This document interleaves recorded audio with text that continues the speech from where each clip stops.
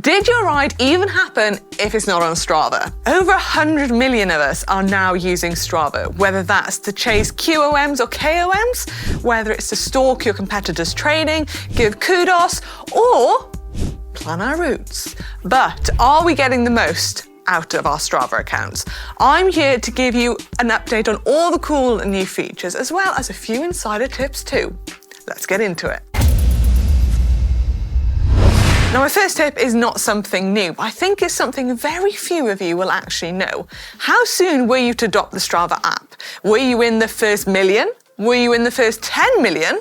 Well, you can actually find out. That's all you need to do is head to the web browser, go on Strava, and then click on your profile. And then in the URL, there is a number at the end. And that number means what number you were to join the app. So I am, get ready for this, 1,495,923rd person to join Strava. That's not bad out of over 100 million people. Now on to a brand new feature, messaging. Now this is a feature on the app and you can use this feature whether you're a subscriber to Strava or not. And like many other social media apps, you can now message privately within Strava. But this doesn't mean you can go messaging anybody. So don't go thinking you can slide into Mr. Oliver Bridgewood's DMs. Dr. Oliver Bridgewood, sorry. The privacy settings will default to the same as your profile visibility, but you can change them accordingly to 3 different options. So you can have following, so anyone you follow will be able to message you. You can have mutuals, and you will have to be following each other to message. Or if you're really antisocial, you can just have no one message you. You can also make messaging groups, which means you can add a number of different people. Now, this is great if you have a riding group on the weekend and you all want to have the route on your bike computer. You can actually send the route within the Strava messaging app and save it to your saved routes directly to Strava, making things super simple. If you're a GIF kind of person, you can also send GIFs, but if it all just gets too much, you can always mute the conversation. However, if you do prefer to communicate with your legs and by bearing your mates over segments, you might be a little bit more interested in the effort comparison tool. And by using this tool, you can compare your efforts to your mates or anybody else that has ridden that same segment. So from your activity overview on the Strava website, click the segment you wish to compare to open the detail panel and select Compare. Once you've done this, you can go to the leaderboard and select the efforts either from yourself or others to compare against. Then you can click play and watch the virtual race unfold.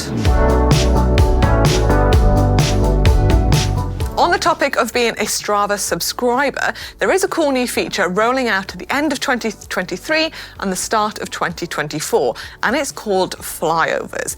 Now you can see flyovers on your own activities and any other activities you have access to on Strava. So to see a flyover, that's all you need to do is head on to the Strava activity you want to view, click on the map, and then you'll see the little flyover button there. Press it and it'll take you through your flyover so you can get home from your ride or your run or whatever and then show your friends and family exactly where you've been, what your ride looked like. Not that they actually care. But at this moment in time, it's only available on Androids, and this is the only time I will ever feel like I have a flex on having an Android. But it will be rolling out on iOS very soon. Personally, I think it's incredibly important to let your family and friends know when you're heading out on your bike and where you're heading. Because if the worst did happen or simply you need a lift home because you got mechanical, they'll be there to help. Or just to let them know when you're going to be home to have the dinner on the table. But Strava do have a feature to help with this, and it is the Strava beacon. And that's all you need to do is when you are recording on the Strava app, you simply just need to press the little beacon button at the bottom, turn it on and click whoever you want to share your live location with, and it acts as a nice little safety feature. Segments on Strava have to be one of the coolest features. Most of us would have heard of QOMs or KOMs, and we might have a few of them ourselves. But if you haven't, then it is essentially a segment of a road that is timed, and every time you ride on it, Strava will time you and add you to the leaderboard. But if you are looking for some new segments, maybe you've completed all the ones in your local area, you can actually go onto the Segment Explore and you can type in different areas and you can filter them from really steep ones to pan flat ones.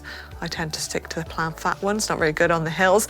And basically you can choose from a load of different segments that you want to go and attack.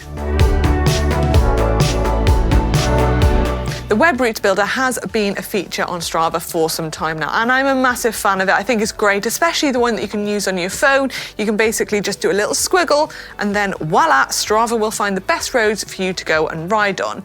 But recently, Strava has actually added a cool little feature to their Web Route Builder, and it is the ability to see photos that people have added to their routes. So if you are maybe, in a new location, you don't really know where to ride, you can zoom in on the map. They might come up as little blue dots to begin with, but if you zoom in a little bit closer, the pictures will appear. You can click on a picture, see a really cool landmark or, I don't know, anywhere, and think, I want to go ride there. I want to ride past that, and you can add that into your route, which is a really cool new feature. Next up is group challenges. Now, some of you GCN viewers might remember a few years ago, we did a video where all of the GCN presenters from UK and international were put into one of these challenges to see who rides the most in a week. Shock horror, I was the presenter that rode the least. But in my defence, I was on holiday that week and didn't have my bike, so it wasn't exactly fair. The group challenges are great if you've got some competitive mates, and within the group challenge you can kind of keep track of what activities everybody is doing and any pictures that are uploading. You can also see who's doing the fastest activity, the longest, who's doing the most elevation, a load of different stats that you can dive into, and you can choose whether the challenge is going to be done on distance, time, elevation, and you can choose from a number of different sports that Strava have available on the app. But the great thing is it is all private, so only the people in the group will be able to see all the stats. Group challenges can be created by subscribers, and that includes subscribers that are on a free trial as well. All of the athletes will be given 3 free challenges to join or create. So I've been on Strava for quite a few years and I'm still finding out a load of cool new features on the app. But Sai, well, he's been on the Strava app even longer than me. And he did a video around 2 years ago and he unfolded a load of other cool new features on the app. So if you want to find out a little bit more about other features on Strava, make sure to head over and watch that video because it's going to be in the link in the description for you to watch. But thank you so much for watching this video. I really hope you learned something from it. Let me know what your favourite feature on Strava is in that comment section below. And if you did enjoy, make sure to give this video a big thumbs up because it really helps support the channel.